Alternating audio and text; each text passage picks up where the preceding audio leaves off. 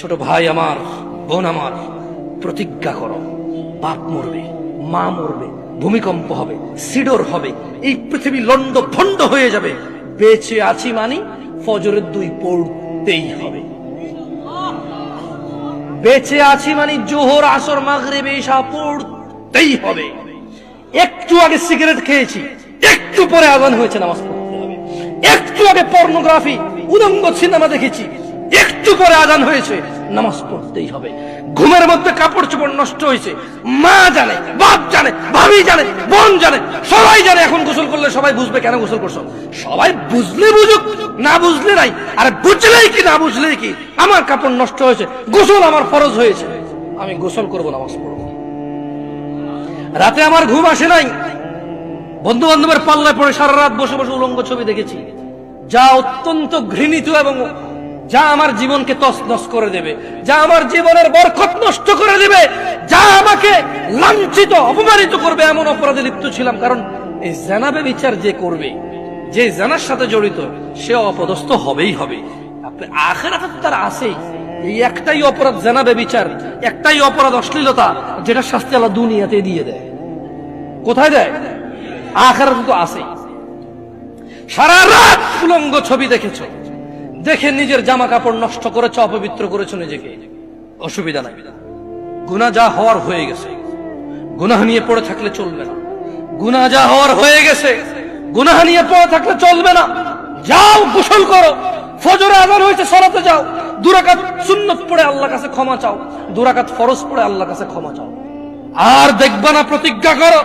আবার দেখে ফেলেছো, অসুবিধা নাই, জোহরে আযান হয়েছে, যাও মসজিদে, যাও গোসল করে 2 রাকাত নামাজ পড়ো, আল্লাহর কাছে ক্ষমা চাও, প্রতিজ্ঞা করো, আর দেখবা না। আবার দেখে ফেলেছো, অসুবিধা নাই, পরের ওয়াক্ত আযান হয়েছে, যাও মসজিদে যাও। কারণ মনে রাখবা, সকল অপরাধ গুনাহ, নামাজ যদি ছুটে যায় কুফরিয়া শিরকি হয়ে যাবে, ছাড়া যাবে না নামাজ। আমি কি বুঝাইতে পেরেছি? তোমরা কি, আমি যে জন্য আসছি, আমি কি তোমাদেরকে কোনো মেসেজ দিতে পারছি? পারছি তো? তাহলে এবার আমি বিদায় নেই। জাযাকুমুল্লাহ খায়র ওয়া আহসানাল জাযা। আসসালামু আলাইকুম ওয়া রাহমাতুল্লাহি ওয়া বারাকাতুহু। তোমার আব্বা মারা গেল জমি রেখে, মালিক কে? তুমি। যত খারাপই হও, বাপের সম্পদের মালিক কে?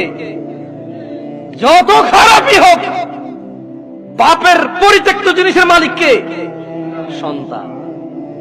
তো তুমি একটা জিনিস চিন্তা করে দেখো তো, যদি তুমি মুসলমান না হয়ে মরতে পারো, যদি মরো, তুমি কি জান্নাত পাবা? আর যদি তুমি মুসলমান হয়ে মরো, জান্নাত আছে। মুসলমান হয়ে মরলে জান্নাত কি? যেমন তোমার বাপ তোমাকে ঘরে জায়গা দিবে না বলে, তুমি জেঠার ঘরে, চাচার ঘরে যে আধা ঘন্টা, 1 ঘন্টা, 2 ঘন্টা থাকো, নানার বাড়ি যদি 2 দিন বেড়াও, তোমার মামা আয়সা দিয়ে যায়, খালা আয়সা দিয়ে যায়, থাক করে মারিয়েন না, আর করবে না। জায়গা শেষ পর্যন্ত কোথায় হয়? ঘরে হয়। ওকে, তোমার মা বলছে তুই আজকে ঘরে, তোর খবর আছে। তোমার বয়স তখন মাত্র 11 বছর বা 12 বছর। তুমি এখন এত শিয়ানা হও নাই, এত শক্তিশালী হও নাই যে মাকে ধমক দাও। মাত্র তোমার বয়স 11-12 বছর। কোন একটা অন্যায় করেছো, তোমার মা বলছে তুই আজকে ঘরে আয়। তুমি কি করছো? এসার পর হয়ে গেছে, দোকানের সামনে ঘোরাঘুরি করতেছো। তোমার চাচা বলতেছে কি রে, 8টা বাজারে তুই আজকে এখনো ঘরে যাস নাই? চাচা বুঝতে পারছে আজকে খবর আছে, কিছু একটা করছো। 8টা-9টার পরে যায় দেখে যে তোমার মাই তোমারে খুঁজতেছে। এরকম হয় না? তোমার মাই তোমারে খুঁজতেছে, যে আমগো আব্দুর রহিমের দেখছেন নিও কিল্লাই, আরে এতরে কইছিলাম আজকে ঘরে এলাতে, পোলাটা তো আমার জীবনটা শেষ করে দিচ্ছে, এই সেই হ্যান তুমি যা যা করছো বলছে। বলার পরে তোমার মায়ে কিন্তু তোমারে, যখন এখনকার কথা বলছি না, তোমার মায়ে তোমাকে চেরাগ নিয়ে চেরাগের যোগে খুঁজছে, হারিকেন নিয়ে হারিকেনের যোগে খুঁজছে। এখন মোবাইলের ফ্ল্যাশ লাইট দিয়ে তোমাকে খোঁজে, তোমার মা খোঁজে না? দেখছো, তোমার মায়ের সন্তান তুমি, অন্যায় করছো বলছে ঘরে জায়গা দিবে না, 2টা শলা দিয়ে বাড়িও দিছে, কিন্তু আবার মাই রান্না করে খাওয়াইছে, আবার মাই ওই মায়ের দাগের মধ্যে মাই তেল মালিশ করে দিছে। মুসলমান হয়ে মরো ভাই, এই যে আগুনে জ্বলে যদি পড়ে আল্লাহ ছাই করে দেয়, ওটাকে আল্লাহ আবার জীবনের নদীতে ধুয়ে পবিত্র করে জান্নাতে ঢুকাই দেবে। আল্লাহর হয়ে মরো, আল্লাহর হয়ে মরো, সালাত ছাড়া বিকল্প নাই। আমি কি তোমাদেরকে জাহান্নামে ফেলতে আসছি এটাকে মনে করো?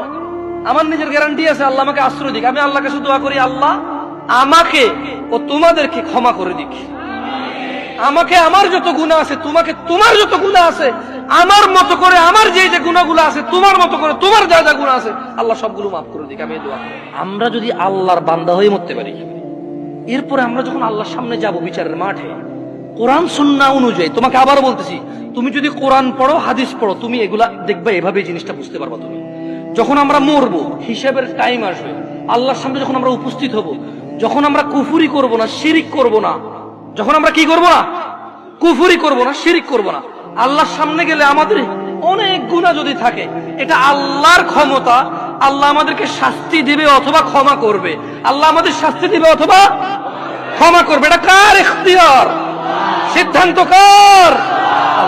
ধরে নাও আল্লাহ আমাদেরকে ক্ষমা করে দিয়েছে, তাহলে আল্লাহ আমাদেরকে জান্নাত দিল। কি দিল? ওকে, ধরে নাও আল্লাহ আমাদেরকে ক্ষমা করে নাই, তাহলে আল্লাহ আমাদেরকে শাস্তি দিবে। কি দিবে? কিন্তু ওই যে আমরা মুমিন মুসলমান, এই শাস্তি চিরস্থায়ী হবে না। কি হবে না? কি হবে না? ওই যে যার যে অপরাধ, চুরি করলে 6 মাস জেল, ডাকাতি করলে 1 বছর জেল, মানুষ মারলে 12 বছর যাবজ্জীবন জেল, ওই হিসেবে আমাদের অন্যায় অপরাধ অনুযায়ী শাস্তি পাবো। কি পাবো? যদিও শাস্তি বড় ভয়ঙ্কর, আল্লাহ আমাদেরকে আশ্রয় দিক। আমিন। আমি তোমাদের বলি, আবার বলি, শোনো, বুঝার জন্য বলি। আমি তোমাদেরকে কি বলতে চাচ্ছি তোমরা কি বুঝতেছো ভাই? আমি বলতেছি না যে অপরাধ করো, আমি মূলত বলতে চাচ্ছি তোমরা মুসলমান হয়ে মরো ভাই। আমি মূলত বলতে চাচ্ছি আমি যাতে মুসলমান হয়ে মরতে পারি, কারণ মুসলমান হয়ে মরলে অন্যায় অপরাধ থাকলেও আল্লাহ যদি ক্ষমা করে তিনি গফুর রাহিম, আর যদি আল্লাহ বিচার করে তাহলে তিনি কহার, কঠোর। তিনি যদি শাস্তি দেয়, কেউ শাস্তি ঠেকাতে পারবে না, কিন্তু তিনি কারো উপরে জুলুম করবে না, অপরাধ অনুযায়ী শাস্তি ভোগ করবে। এরপরে আল্লাহকে পবিত্র করে সুন্দর করে জান্নাতে ঢুকাই দেবে। আর শোনো শোনো শোনো শোনো শোনো শোনো শোনো শোনো, তোমার চাইতে ছোট জান্নাত কেউ পায় নাই। তুমি এই পৃথিবী সমান 10টা পৃথিবীর মতো জান্নাত পাবা। সুবহানাল্লাহ। তোমার চাইতে ছোট জান্নাত কেউ পায় নাই, এর থেকে ছোট আর কম কেউ পায় নাই। পৃথিবীর তুলনায় পৃথিবীর চাইতে বড় 10 গুণ বড় জান্নাত পাবা। কি হয়ে মরতে হবে? কয় রাকাত নামাজ পড়ে মুসলমানরা? কয় রাকাত?